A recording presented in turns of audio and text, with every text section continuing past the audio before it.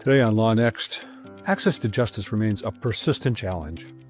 The study is showing that as many as 120 million justice problems go unresolved every year.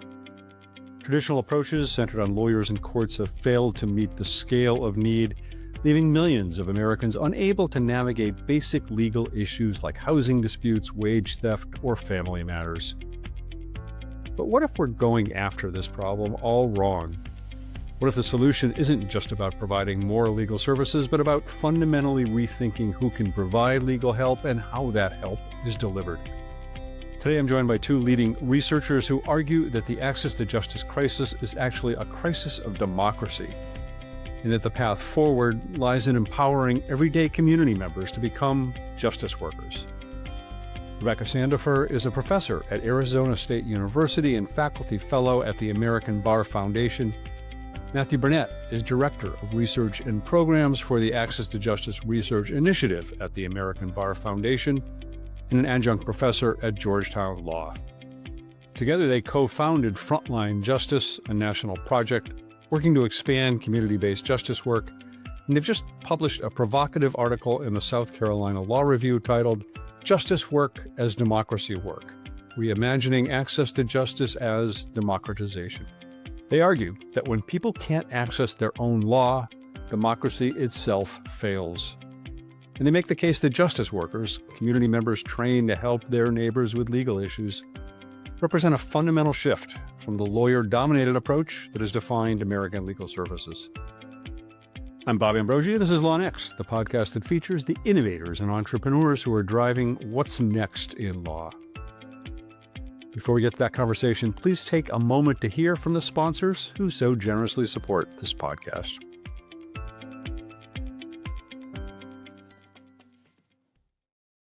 Spend more time on billable work, not repetitive administrative tasks. Bill for Time, the most trusted name in legal time and billing software, is designed to effortlessly streamline your firm. Automate your time tracking with multiple timers, standardize your invoicing with custom templates, and get paid up to 70% faster with built-in online payment processing. Discover how Bill for Time can help you work more efficiently by visiting billfortime.com. That's Bill, the number 4, time.com. You didn't go to law school to waste time writing and responding to discovery requests. Never waste time on discovery again with BriefPoint. BriefPoint drafts your discovery responses and requests for documents within minutes of your first sign-in. BriefPoint is the most reliable discovery drafting solution on the market, and it works right out of the box. Get your first document drafted by going to briefpoint.ai and clicking Get Started. No credit card required. BriefPoint. Draft what matters, automate the rest. Now let's get to today's conversation. Rebecca, Matthew, welcome to Law Next. Thank you. It's great to be with you. Thanks for having us. Good to see you both. Before we launch into the meat of what we want to talk about today, just for anybody watching, listening, who may not be familiar with you, why don't you kind of give me a little bit, the nutshell version of who you are and what you do. Rebecca, you want to kick it off? Sure. So I'm Rebecca Sandefur. I'm a professor in the School of Social and Family Dynamics at Arizona State University and a faculty fellow at the American Bar Foundation. I'm basically a sociologist, a researcher. And with Matthew Burnett, I co-founded Frontline Justice, which is a national nonpartisan research-based project to give people access to their own law and strengthen democracy by mobilizing a national movement of community justice workers. And you are a return guest to this podcast. You were on this podcast back in June of 2020. We were just talking before we hit the record button here on what an unusual time that was. And here we are again talking in what is unfortunately an unusual time. Matthew, what about you? Hi, I'm Matthew Burnett. I'm the Director of Research and Programs for the Access to Justice Research Initiative at the American Bar Foundation, which Becky founded about 15 years ago. I'm also a visiting scholar at ASU, and I teach at Georgetown University Law Center, where I'm an adjunct professor. So I know that I think The occasion, in a sense, for us to talk is perhaps a recent article that you've published in the South Carolina Law Review. Is that what it was? Yes, Entitled Justice Work as Democracy Work, Reimagining Access to Justice as Democratization. And you talk in this article about the concept of justice workers. It's a topic we've talked about on this show a few times in the past. I've had Nicole Nelson, who's the executive director of Frontline Justice, which the two of you co-founded, on this show in the past to kind of talk about that. But I wonder, what's really interesting, I think, about this article that you've just published is that you are kind of reframing the conversation, I think, a little bit, as maybe this is the way you've always talked about it, but for me, it looks like a reframing of this idea of access to justice as really access to democracy. You want to kind of give us an introduction to what your thesis is here? Becky, you want to kick it off? Or? I was looking to Matthew to kick it off. Okay, Matthew, you want to kick it off? Whichever. You can do a coin toss or something. Yeah, I mean, I think that this has been a topic that's really been of interest and animated a lot of our work on justice workers, which has largely been focused on, like, how do you design these programs? What do we know? What's the evidence about how to make them effective and scalable and sustainable? But something I think that's been core to that has been, why is this important beyond just people helping other people? Like, why do we care about this as a core kind of approach to access to justice? And that has a lot to do with things like justice workers are engaged in civic participation. Justice workers are a democratization of law and giving people their own law. And I think also in the moment that we're in, it's sort of an alternative to some of the collapse or deconstruction of law, rule of law, and an opportunity for everyday people to participate in the justice system in new ways. And so I think that's something we wanted to write about and did so in this article. Becky, I'll let you add. The only thing I would add is it has long struck me as really weird that law is a big public thing that in a democracy is all of ours, and yet so many people are shut out of it in so many ways. And so one of the things that I think is really exciting and hopeful about justice workers is that they're a way of opening that up, both because they can help people connect when they have issues, but because they are themselves people, just regular people, engaging with the law in a more authoritative and effective way than has been the case in the past often, I think. Well, the shutout, and also you make the point in the article, and I think this is something people involved in access to justice recognize, which is that a lot of A to J problems, I think you use the phrase, are peripheral to the resolution of most, that the formal justice systems are peripheral to the resolution of most civil justice problems.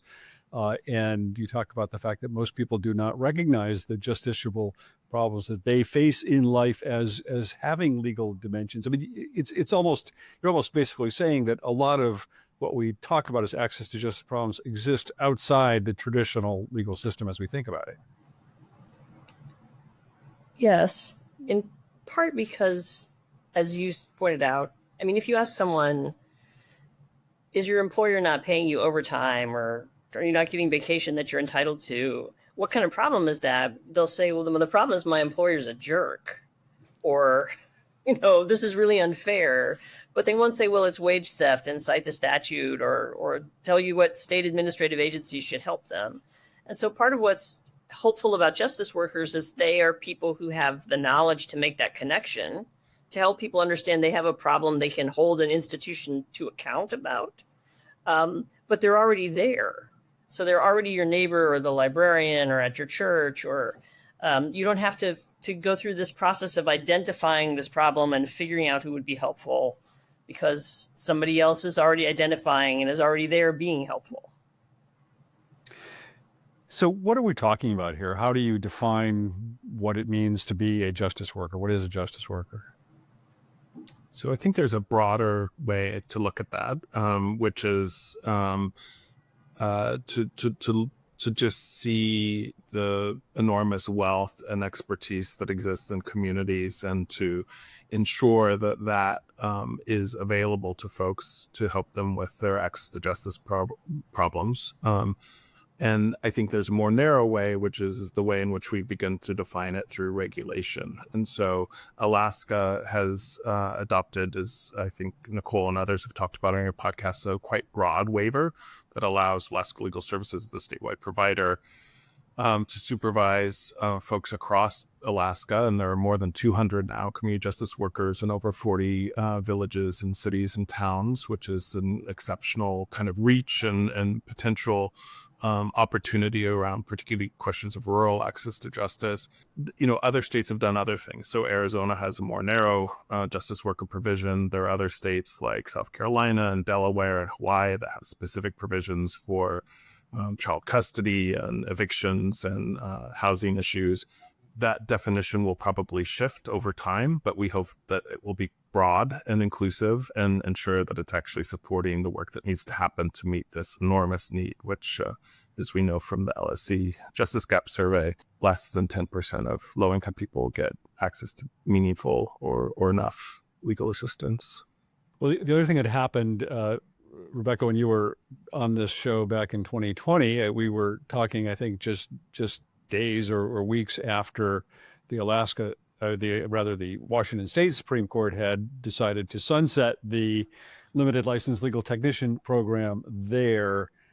Was that an example of a justice worker, or is that a different kind of an initiative? I mean, does that fall within the purview of what you're talking about, or how is that different from what you're talking about? So I think probably if you ask different people who are involved in this activity, they might draw the lines differently. So I'll just say the way I think about it. Matthew may not be right on the same page. But so justice workers are people who are authorized. So they're allowed to do the thing, and they're competent to do the thing. But they're not necessarily going to be licensed. So one of the problems with the Washington State program was the licensing requirements were so burdensome.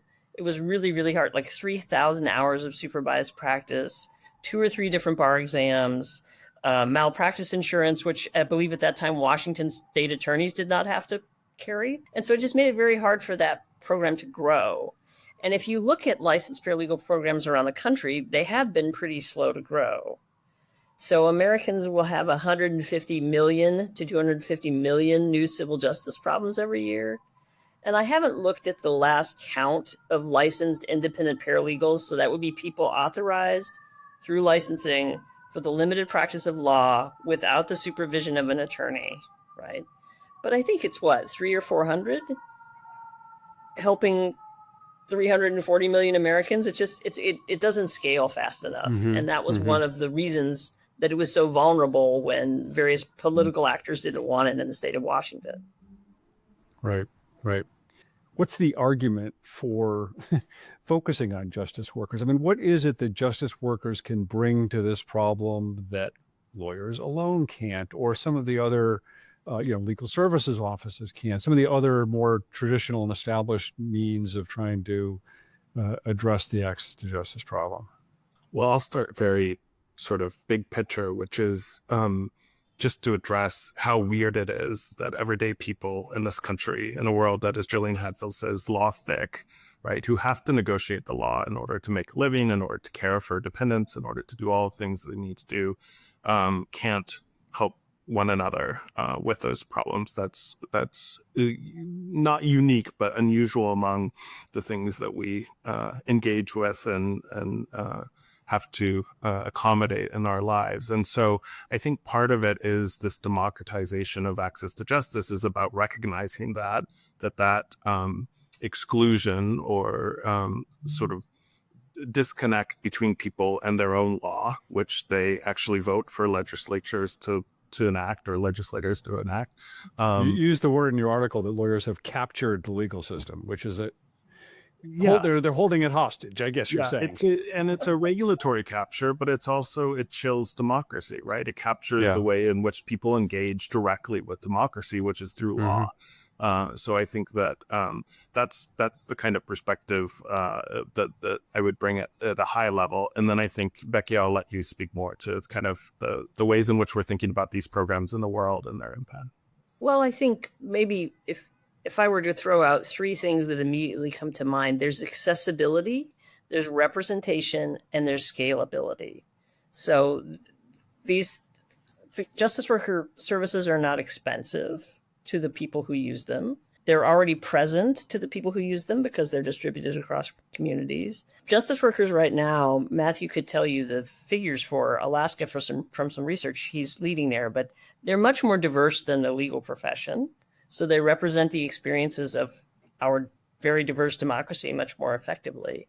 And they have the capacity to scale up much faster than lawyers can, because that's 7 years of school and $200,000 of educational debt and lots of exams and so on. It opens up the effervescence of what's possible in a way that we haven't seen, I think, in other projects, giving people access. If I remember right about Alaska, the justice worker program there, the justice workers are already already serving in kind of community-facing roles outside their justice worker role. I mean, they're working in social services agencies or community organizations or something like that. Do I have that right? Yeah, many of them are.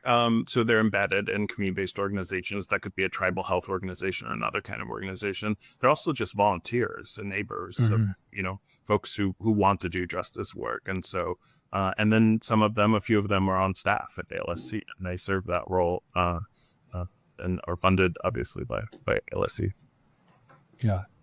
So you talk about the availability, the diversity, some of the other factors that seem to make sense in why justice workers would be valuable in enhancing access to justice. Do we have any kind of real evidence of their effectiveness to look at? Is there any data? Is there any empirical evidence that this kind of a program works? Well, Becky can talk about the broader evidence base that's been developed over the last couple of decades. In Alaska, I think really kind of profound evidence that's coming out of that program. One is, as Becky said, about a third of the justice workers are Alaska Native.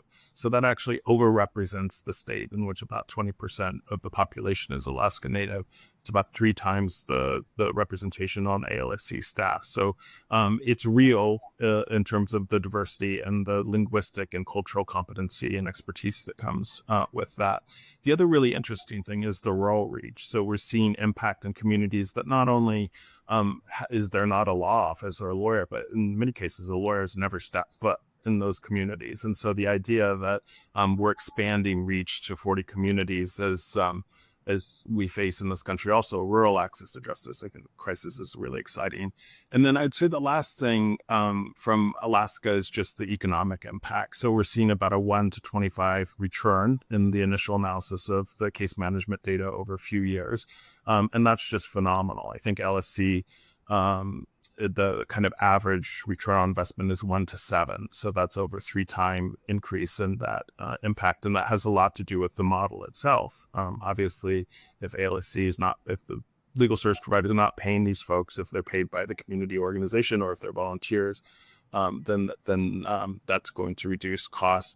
I guess the other thing I'd say related to that is that we're seeing community justice workers grow in a way in Alaska that pro bono attorneys aren't. And so you have a kind of flat line of participation among pro bono attorneys throughout Alaska, but a nice kind of hockey stick curve of community justice workers as more and more people learn about the program and get involved. So that speaks directly to the question of scale and sustainability over time, because obviously there'll be attrition there. Some folks are going to decide that they don't want to do the work, or they're doing other things. And so to see that program growth over time is really unusual among existing access to justice solutions.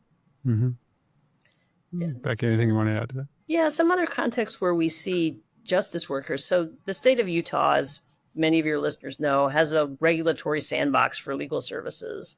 And so entities that want to provide innovative legal services, which could include having justice workers provide services, can apply, and then the sandbox collects data about them. And I think Lucy Ricca and I looked at the data for this about a year ago. It was something like 14,000 to 16,000 services delivered by justice workers to Utahns, with no evidence of consumer harm and no complaints for those services. So that's a good marker of competence. And there are other jurisdictions that are not nearly as restrictive as the United States in terms of who can practice law. One of the most prominent ones is probably England and Wales, where anybody can give legal advice, and there are a wide range of legal advice providers, but also for many years until recent years, a fairly robust legal aid system that was called Judicare. So just like Medicare, you get a voucher, you take it to a private lawyer, and then that person helps you with your divorce or your eviction or whatever. And as part of trying to find a way to scale that back in our neoliberal times, the Ministry of Justice commissioned a study that compared the work product of non-lawyer helpers to solicitors. And it was a blind peer review study. So the person who's assessing the work doesn't know whether it was done by a lawyer or someone who doesn't have a law license. And they found that everybody makes mistakes, but about 80% of the time, both people who aren't attorneys and people but are trained and competent, and people who are attorneys will do a competent job. But interestingly, the people who weren't attorneys were 6 times more likely to get A's on their assignments, right? To have their work rated as excellent. And that probably has something to do with specialization. So they're not trying to do everything. They're trying to do one thing or a few things. So there's good support for this idea that these programs and these folks can be really, really effective, especially when they're targeted to stuff that's really important. So a lot of the Alaska justice work early was on SNAP benefits and incorrect SNAP denials. And in the early days, they had 100% success rate. But part of what you're hearing about that monetary return on investment that Matthew's talking about is not only can I now feed myself and my family, I can spend that money in my community, and that has collateral and concatenating benefits. And so thinking about where the work can be the most effective or the most impactful is also a way of thinking about how this can help, right? How it can help people solve their problems, but also help strengthen communities. So I take it that what you just said about the evidence regarding the effectiveness of these workers also applies to the safety, if that's the right word, of these workers, because of course one of the criticisms or objections we keep hearing from the organized bar, or some sectors of the organized bar anyway, is that by authorizing non-lawyers, to use the phrase, to deliver any kind of legal help, you're endangering consumers in some way. They may not get the quality of legal services that they deserve to get. It sounds like you're saying the evidence is otherwise. Yeah, the evidence is strongly in favor of competence. And in Utah's context, which is collecting complaint information, which is where you would get ethical violations, I suppose, if people recognize them. We don't see any evidence of that there either.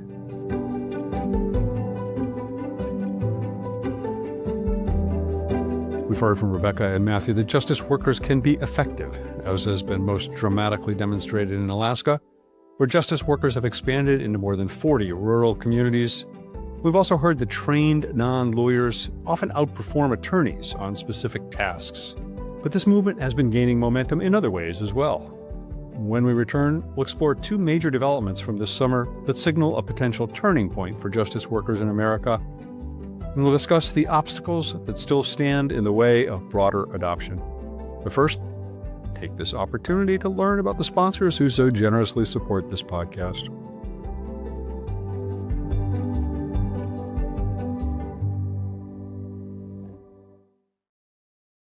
Capture lost revenue by accurately tracking time, anytime, anyplace. Bill for Time is the most trusted name in legal time and billing software, helping smart firms of all sizes streamline their processes. Bill for Time allows you to easily track time, automate billing, and process online payments, all from one centralized location. Visit billfortime.com today to learn how you can take your practice to the next level. That's Bill, the number 4, time.com. If you're still spending hours drafting complex agreements from scratch, it's time to meet Paxton. Paxton is the legal AI assistant built for firms of all sizes. It helps you find the right language, draft with precision, and handle tricky clauses, all without missing a detail. Lawyers trust Paxton to turn hours of drafting into minutes. One said, quote, "An operating agreement with 3 or 4 customizations used to take 2 to 3 hours. Now it's maybe half an hour. No long-term contracts, easy to use, and you can try it free. Get started today at paxton.ai and let them know we sent you. Welcome back to Law Next, where we've been discussing the justice worker movement with Rebecca Sandefur and Matthew Burnett, who argued that empowering community members to provide legal help isn't just about access to justice, it's about strengthening democracy itself. This summer, two notable developments occurred that could signal a turning point for the justice worker movement in the U.S. As we return, I ask Matthew to tell us about those developments. We also, later in this half, talk about some of the obstacles that still need to be overcome and Rebecca's and Matthew's thoughts on how to do that.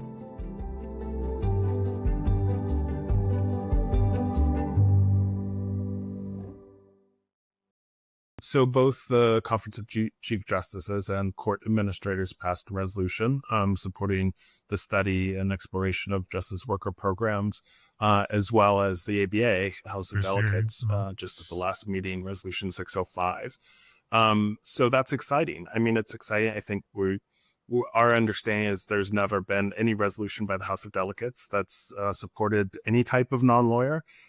So I think that's an exciting shift and certainly an awareness of both the extent of the access to justice crisis, but also this is a potential solution. And what we write in that article is basically, this is great. It's amazing that this happened in the world and there's this support, but both call for studying justice workers. And in order to study justice workers, turns out you need those programs to exist in the world so that you have some empirical base to say things about them. And so we make the case in that Law 360 article that in order to really understand and empirically investigate these programs, we need more programs to exist in the world and more authorization happening across states so that we can understand what is their effectiveness, how do they scale, are they sustainable over time, and ask those really critical questions. So what progress has been made on that front? I mean, we've talked a lot already just in this interview about Alaska and I think alluded to Arizona, Utah. What's going on elsewhere in the country in terms of adoption of justice worker programs? Well, so there are, I think, at least 20 states that are actively, and by what I mean actively is like people are actually working to try to think about what this could look like and what would be appropriate for their state and what they might do. Another thing that's happening is that frontline justice. So if we want to scale stuff, it has to be, you have to enable scaling. So one way to enable scaling is not to put up a bunch of barriers, but another way to enable scaling is to provide a bunch of supports. And so one of those supports is training modules that can be rolled out and customized to specific jurisdictions fairly easily so that everyone doesn't have to reinvent the wheel each time. And so Frontline Justice is at work with a national coalition at developing some of those around those targeted areas that are really consequential for people's lives.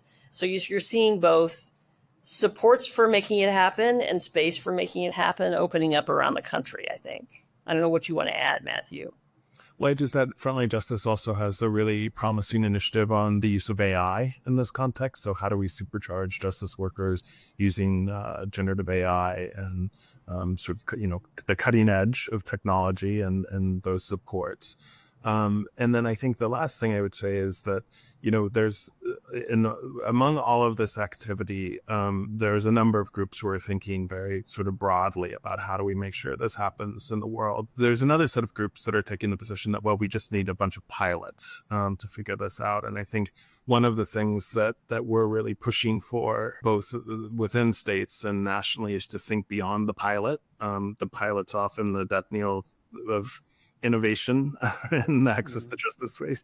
So I think just getting folks to think bigger, right? So that we're not creating these barriers or constraints on these programs. We're allowing for true experimentation and obviously having reporting and data requirements that ensure that there's not consumer harm and that these programs are having impact in the world. Yeah. Becky, you said that sort of the two parts of it are, overcoming the obstacles and also providing the lift from underneath, perhaps. What are the biggest obstacles that remain at this point? Is it primarily the UPL statutes and that whole structure, or what are some of the other ones that get in the way of the expansion of justice worker programs? UPL seems to me like the biggest one. Mm-hmm. And it's supported by, supported in part, like, why do we have these rules? Because we want to protect consumers and make sure that they get competent services. Well, if that's why we have these rules, let's think about the different ways in which we could make that happen, or the different ways we could deal with errors that people make, like consumer protection law. We don't license everything that people do, for example. I think another part of UPL is it's when the bar objects to it, it's often based on myths. So very poor and marginalized people are not a potential market for legal services at $250 or $750 an hour. The expansion of these programs wouldn't eat anybody's lunch.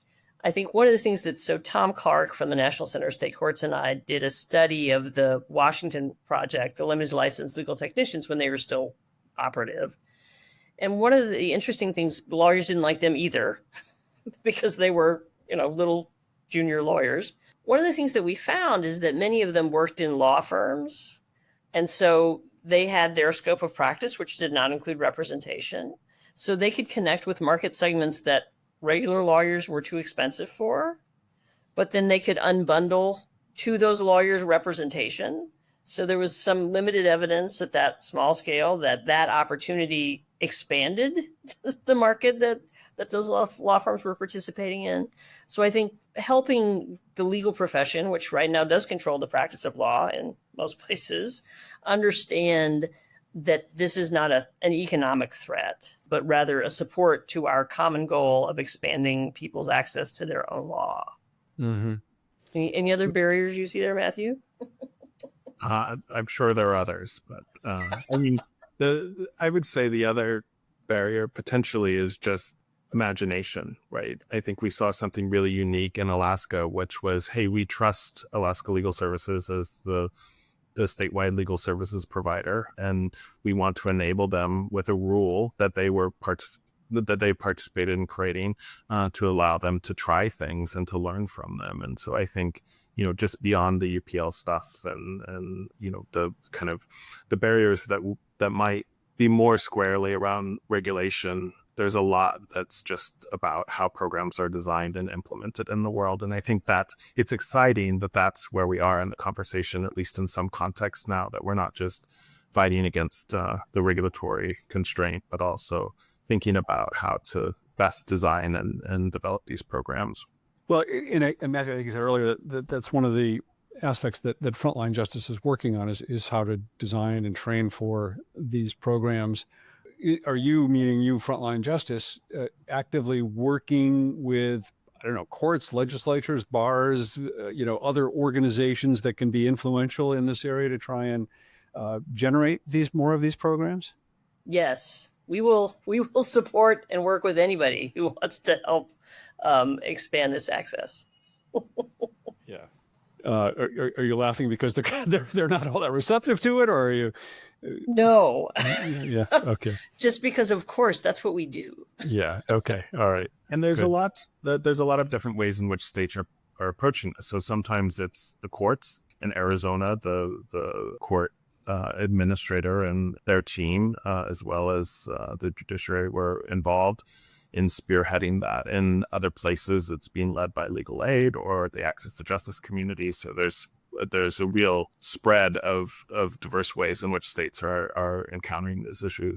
And then in some states, it's just people who want to implement justice work in the program. They're trying to figure out how to rally the troops around making that happen, which is another way that it's sort of bubbling up from the bottom. Yeah. So, you've got maybe a little bit of momentum this summer with these two initiatives from the courts and the ABA. Are there kind of practical steps that you would recommend? I don't know, states take, courts take, bars take toward moving ahead on these issues? I mean, if somebody is involved in a state bar association or a state regulatory system or something, listening to this right now, and they're interested, how should they move forward on this? How should they think about it? I'll let Becky add to this, but related to my last point, one is not to design them in such a way that they're destined to fail. I mean, that's really part of what we see in the LLT program and some of these other much more constrained programs. And so I would say, first and foremost, don't design so many barriers to accessing these programs themselves, like credentialing requirements, like background checks, like all the kinds of things that lawyers want to impute on any new program or regulation, and instead open them up and use evidence to tell you whether or not these things are having an impact and how if they're causing any consumer harm. So I think that's the inside of the Utah sandbox, right? Which is we spur innovation by being evidence-based and focusing on consumer harm and making people report on what's happening. And that's how we ensure that that doesn't happen. Ciao. Becky, anything to add to that? Yeah, I think the other thing I would add is these things will happen as coalitions of people who are mobilized around caring about a problem or a population. And so who would be the best friends to help you if what you care about is housing justice, work on that in your jurisdiction? Or if what you care about is an unhoused population, work on that in your jurisdiction. Sort of thinking outside just your usual partners, back to Matthew's point about imagination. Like, who is it who's working on this and cares about this problem that I'm trying to solve? And lead with that rather than with the solutions that we already have. Because when you start with the problem and all of the people who have expertise and understanding about that problem, you get kind of incredible synergies and opportunities to do things that might be different and more effective than what we do now. So just being more open-minded, I think, about how to approach these things. And for frontline justice, I think that also means, from the get-go, it's a nonpartisan effort, right? And so we have really diverse representation in our National Leadership Council, left, right, and center, of people who care about this program, as one example. And then the other example is also partners that haven't traditionally been engaged in access to civil justice. And so ARP, unions, other folks that both have expertise. ARP has tens of thousands of older adults who help people with their taxes every year. That's a fantastic model that's scaled in incredible ways. And then also just, other kinds of stakeholders who already have networks and coalitions of folks that they're serving, whether that be around, sort of economic issue, access to public benefits or housing that haven't traditionally been at the table in these conversations. And that's been another big part of our strategy overall. Yeah, I think I've commented in the past myself on this, but it's always struck me that some of the greatest sparks for innovation in the access to justice area over the last decade or so have come from the courts in a number of examples. Even the LLT program, I think, came primarily from the Supreme Court in Washington, and obviously the Utah sandbox and the Arizona court has been innovative. Is that still the case? I mean, are courts still, do courts still have the potential to be, or should we still be looking to courts to be kind of leaders in this area and innovators in this area? So what the lawyers tell me, I don't have a law degree, is that state Supreme Courts have the inherent authority to regulate the practice of law. So that seems like a good place to start. But I think there are other, and I will bounce this ball to the person who is law trained in just a second, but there are other ways to use courts and the law to open up this space that are about bigger, more constitutional rights and not just the local regulation of the legal profession. And I think the answer is we don't really know. And the exciting part about that is, as researchers, we can ask that question and are in fact asking that question. So we have a coalition of 6 researchers that are asking exactly that question. What are state court leadership perceptions on authorized justice workers? And over the next year, we'll be doing that research and reporting out on what we learn. Yeah. All right. To go back to that, the kind of the idea of the fact that, in a way, the premise of this article is that access to justice is critical to democracy, and that justice workers have the potential to be critical to enhancing access to justice. But you also talk in the article about the fact that we are in an unusual time right now, that a time when trust in government seems to be dramatically eroding. People's trust in institutions such as the courts is eroding. Do you see justice workers as potentially having an impact on that, or having the ability to influence that in a positive way? I think they can if those institutions become responsive as people engage with them more. I mean, part of the reason there's a declining trust in different parts of the government is it is declining in its functionality and in its trustworthiness. So, I mean, part of the theory is that if people can have more access to engaging with their own law, not only can they solve their own problems more effectively, but they can start to hold their own institutions to account, hopefully more effectively. And then they might become more trustworthy and effective and worthy of people's belief. Catherine, anything to add to that? No, I would just say, we are in this moment. The trust in courts has been in decline for some time. And it's also the case that people have been estranged from their own law for some time, not actually in the founding of this country, but as the bar has monopolized or enacted protections over decades. I think that the opportunity here is not just about having more people in the world to help people with their problems, but it's also about having a conversation about what it means to know law and use law and shape law in ways that empower people and communities to be more both, I think, in conversation with each other, but also in conversation with the law in the world that we want. This is a loaded question and maybe an unfair question, but the two of you are, two of the leading researchers on access to justice issues in the United States. You've both been studying this area for a number of years. How are we doing? Are we making progress in closing the justice gap, or are we backsliding?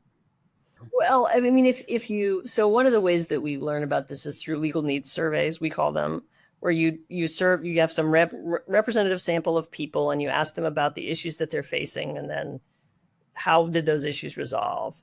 And the last one that was done by the Legal Services Corporation saw unmet legal needs go from 80% to 92%. So that would suggest we're not making progress in that sense. The state of California did a similar kind of analysis and found that despite significant more investment in legal aid, it also was serving less of the need than it was before. And that's one of the things I think that makes us think about how it's not just more resources, which we obviously definitely need, but like new models of using those resources that are more effective because we can't make the one we have big enough, I think. Mm-hmm. Yeah. And I would say an exciting thing that's happening that we've been involved in is that your Department of Justice, Bureau of Justice Statistics, is fielding a civil legal needs survey, which would be, like the victimization and other government, official government data, tracking that question over time. And so one of the challenges about legal needs surveys, they're often ad hoc. Different institutions are doing them over time using different methodologies. So it's really hard to compare apples to apples. So hopefully with an official survey that's administered regularly, we will actually have a better sense of the progress that we're making over time. And I can't finish an interview without asking about AI, only because you brought it up, Matthew, with regard to the fact that it may be able to enhance the work of justice workers. But what is your take, Matthew, on this whole question of whether generative AI is going to be able to in some way be a tool to tackle the justice problem in this country? Well, I take it back. No, I think, there's a lot of potential. I've actually also been involved in technology, as you know, Bob, based solutions to access to justice for a couple of decades. I don't know that we've seen tremendous progress there. I hope that AI is different. That's what they tell me. But I think also that I am excited about this opportunity to link advances in technology with community justice workers. I think giving more tools to folks who are in these roles where they're being trained to often do a specific kind of thing, also just kind of expertise that can be developed over time with some of these RAG AI systems is promising. And so I'm very excited about that. I'm excited that AI can be a supplement to justice workers in really profound ways, and get beyond a lot of the barriers that we see with technology, which have to do with technology literacy and broadband access and all of those, hardware and other things that tend to be more pronounced, particularly among low-income communities. Well, we are just about out of time, but I wanted to kind of just give each of you an opportunity. If there's anything else you'd like to say about this that we haven't talked about. Becky, how about you? I think to folks in the bar, I think to recognize that we're all on the same team, and what we want is a legal system that works for everybody, and a democracy that works for everybody. And there's no one tool that's going to solve the problems that we face right now. So let's work together to think about lots of different kinds of tools. And I would also say to all of us, this is our democracy, and we have to work it in order for it to work. And this is one tool for that to happen also. And I would be happy to partner with everybody who has good tools for doing that. All right. Matthew, how about you? I think that's perfect. Okay. +1. All right. Well, I will make sure I include in the show notes links to both of your articles, the Law Review article and you had the Law 360 article recently, and to your other work. And really appreciate both of you. Really appreciate all you do, and really appreciate your coming on the show to talk about it. So thank you very much. Thank you so much for having us. Thanks for having us. All right. Be well.